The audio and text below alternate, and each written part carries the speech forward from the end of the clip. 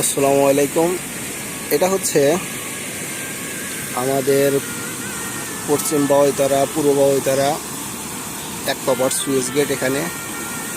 এখান দিয়ে অনবরত ওই পাশে যখন পানি আসে তখন কিন্তু এই পাশ দিয়ে পানি বের হয়ে এইদিকে চলে যায়। দেখেন এদিকে অনেক খরা আছে, অনেক ধর্মজাল আছে।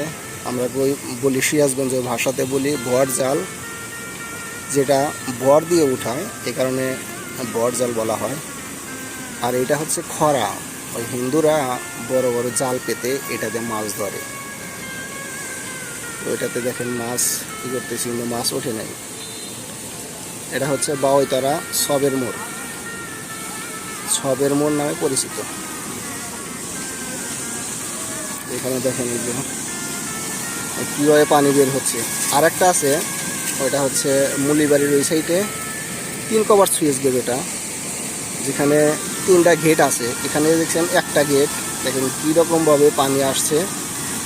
আর আরেকটা যে আছে ওটা হচ্ছে 3 কপাট সুইচ গেট, আর এটা হচ্ছে 1 কপাট। 1 কপাটেই দেখেন মানে একটা দরজা, 1 কপাটেই দেখেন কীরকমভাবে পানির স্রোত। আর যখন 3টা ছেড়ে দেয় তখন কিন্তু পানির অনেক গতি, যেমন ফারাক্কাবাদ আছে ঠিক তেমন। এখানে যে জাল পাচ্ছে, আর এখানে এই যে বাইকে এই যে মাছ ধরতেছে 3 কভার বর জাল দিয়ে, অর্থাৎ ধর্ম জাল বা বর জাল যেটাই বলেন না কেন। এখন বর দেবে, দেখি কি মাছ ওঠে। আগে একসময় মাছ হইতো, প্রচুর পরিমাণ মাছ হইতো, প্রচুর মাছ হইতো। এখন কিন্তু অনেক কম, মাছ কিন্তু কম, নদীতে মাছ নেই। জাল বর দিছে, উঠিস বড় দেখে একটা।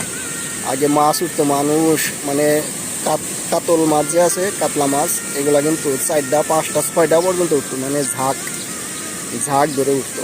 কিন্তু এখন দেখেন পানির ভিতরে মাছ নেই, একদম সাদা। এটা হচ্ছে আমাদের সিরাজগঞ্জ সৈদাবাদ মেন যে রাস্তা আছে, ওই সড়কটা। এটা আগে ওই রাস্তাটা এরকম নিচে ছিল, দেখেন ওই যে মাঝখানে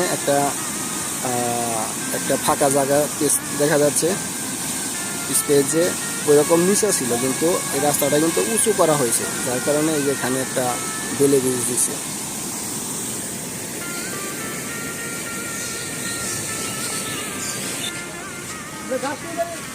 অনবরত সারাদিন এরকমভাবে কিন্তু এখানে মাছ ধরে, লোকজন থাকেই, লোকজনের সমাগম এখানে থাকেই সবসময়। গ্রামের দৃশ্য এবং গ্রামের যে মাছ ধরার সিস্টেম, সেটা আপনাদের মাঝে তুলে ধরলাম।